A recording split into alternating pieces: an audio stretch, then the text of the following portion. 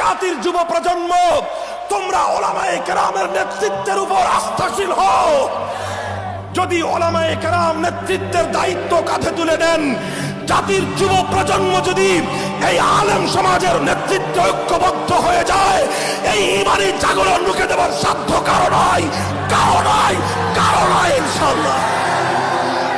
চূড়ান্ত বিজয় আসবে, চূড়ান্ত বিজয় আসবে ইমানের পথ ধরে।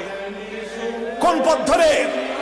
সামরিক শক্তির মাধ্যমেও নয়, অর্থনৈতিক উত্থানের মাধ্যমেও নয়, ডিজিটাল প্রযুক্তির মাধ্যমেও নয়। উম্মতে মুসলিমার চূড়ান্ত বিজয় আসবে ইমানের পথ ধরে। আর সেই লড়াইয়ে বিশ্বজুড়ে নেতৃত্ব দিবে আল্লাহর পয়গম্বরের সত্যিকার ওয়ারিসে নবী, সত্যিকার উলামায়ে কেরাম। কাজী আলেমদের হাতকে শক্তিশালী করো, আলেমদের কিয়াদতের নেতৃত্ব কায়েম করো।